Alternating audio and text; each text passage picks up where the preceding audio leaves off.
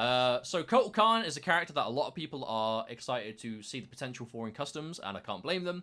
He is going to swing like an absolute brick wall. But even then, he does still have some moves that we haven't seen that are pretty cool. Then again, saying that, you know, some of them are. Some of them are cool. Beam. That's not the beam. Yeah, that's not the one. We're looking at... Right, here we go. So, you've got... This might be one of the most useless moves I've seen in the game currently. I don't know if they're going to buff it, but it's really bad. It is a... It is an anti-air only move. If you amplify it, it does hit. It like bursts. And like, okay, if she's at like, so Sheeva's really tall. If she's like at the top of her breathing hitbox, she might get hit by it. But it's 8%. It's basically anti-air only. If I set you to jump in, it's not even fast enough to be used as a reactionary anti-air a lot of the time. It doesn't really recover fast enough to pick up from. I'm trying so hard to get it to connect, but I can't do it. Okay, I don't get it. I don't get this move. So, in its current state, this move sucks. I think it might get buffed. I hope it gets buffed. It's not very good. However, the next move, however, right here, the disc, this move is very good. It's basically directed raise is what it's called in the thing. But where is it? Okay, so right, I actually might have the wrong variation equipped for it. I might have to quickly go make the other one, because there is actually something about it which is really good. I want to show you. So the light ray amplify has a if I'm remembering it right, it has a crushing blow. I could be thinking about the wrong move, so I'm not going to go into too much detail unless I am wrong. But we'll go into instead of this terrible anti-air, we'll go. Yeah, it will be the one. We'll go into a totem. We'll go into a totem. So learn.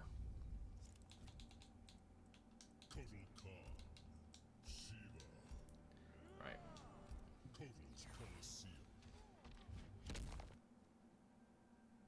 Yes, I will get to that, Cloud. So the directed ray does have a let's even say it. Okay, here we go. Right, if you have 3 totems stacked up, in this case damage 1, the directed rays is a stun, which is a complete stun. It just stuns them outright. You have so much time to go up and hit them. And because, in this case, it's damage totems, you hit this, that's going to do a ton of damage. You actually have time to do this. If you are quick enough, and this might take me a few tries. In fact, I'm going to turn on easy crushing blows, just so I don't have to keep stacking them.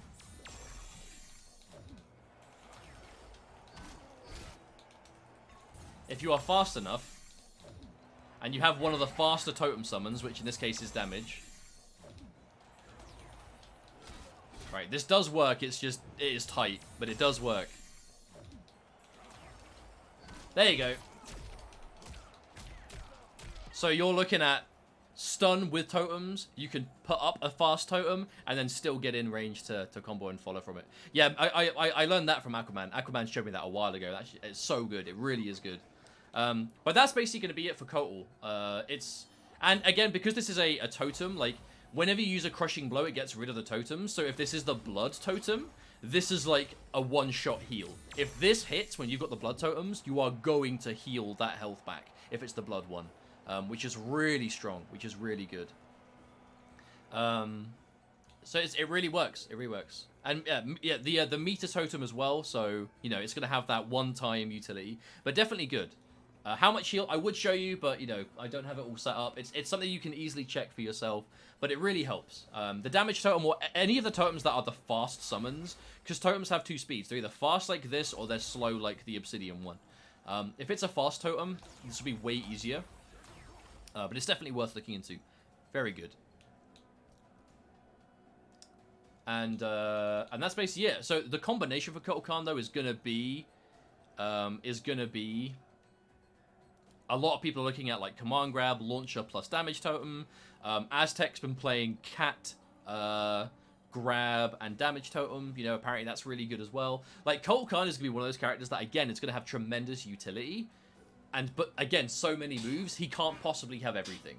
You know, because even if you have like launcher, grab, and damage totem, Kotal's armor break is one of the best in the game. You know, Kotal's armor break game is absurdly good. So, you know, that's going to really be something that's going to have to keep people thinking. But I'm excited to see. I think Kotal is going to get better in the same way that like Noob Saibot will get better, Kano will get better, where they're not bad by themselves, but when you really give them these absolute combinations that players will want, they're going to be so much more rewarding. Meteor Totem is unused. I mean, I've never seen it. I'm just going by what you guys are saying in chat. I know for sure Blood Totem and Damage Totem will be good for this.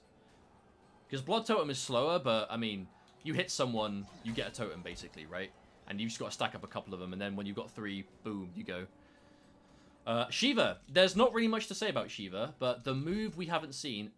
I mean, look. Welcome to the move. A single move that has so many options, I can't tag them all. 2, 3, 4, 5, 6, 7, 8, 9, 10. No, we don't have enough. We don't have enough. Oh, Meteor Totem is unused. Wait, yes, actually, no, that's a good point. I will show you that as well, because I should be doing it. Anyway, I am going to not mark these, because I'm going to get nowhere. So, basically, Dragon Stance.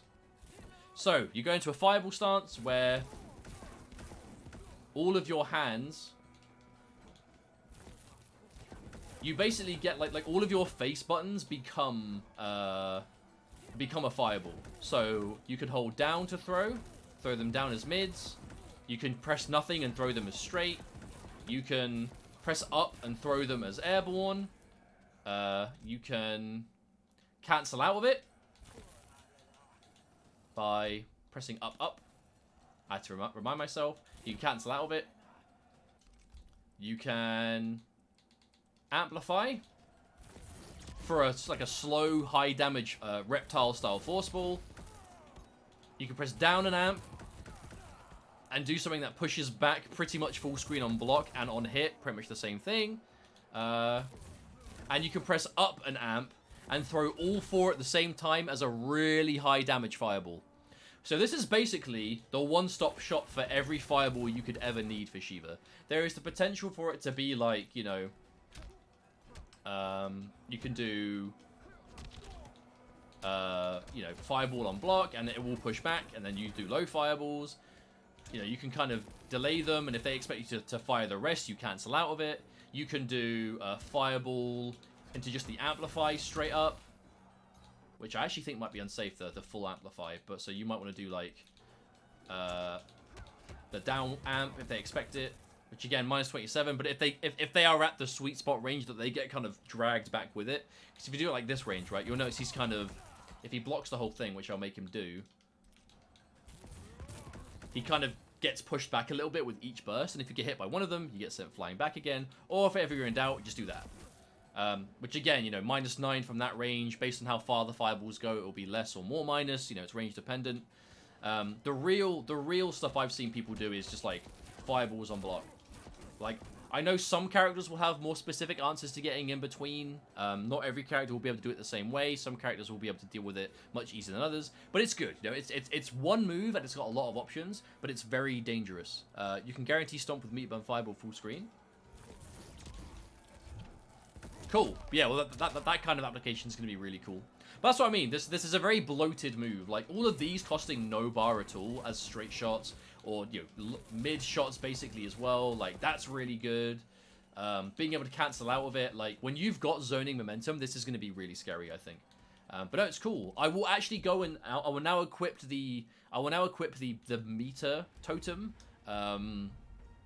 Because that's the one move I forgot to put on. And I'll do that now. I'll just swap... I'll swap... What is it? It's the launch, right? I'll swap it for... Where is he? There we go. Right.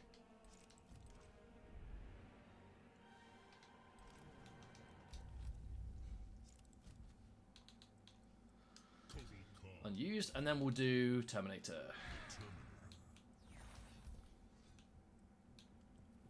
Actually, no, we won't. We'll do Sheeva again, otherwise, because I'll get confused for YouTube if not. Right, and there really isn't much to say. There really isn't that much to say with there isn't that much to say with this totem. It's just it's the only unused totem, and it is meter gain. So if I get rid of my bar, can I do that? Let me go normal. That's fine, and then I'll have her just uppercut.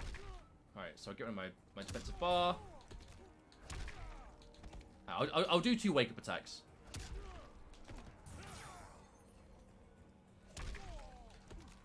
Okay, right. Now I stop her from moving. So you are noticing that that's pretty considerable meter regeneration right there. I believe it's the same as like Spawn's Plasm Pool. So if I get her to do an uppercut again, and I break away, and now she stops, and now I do it. Yeah, so it takes the speed in which your bar would already regen, and then it amplifies it. So even if you break away, that's still coming back really fast, but it's still, you know, way faster than it was before. But it's still going to be slow, depending on what it is that you've spent the bar on. But regardless, you know, bar regeneration with Kotal means if you've got the cat, more like safe amplify, more bar spent on command grab, whatever it is you want, right? The world is your oyster. The options are many.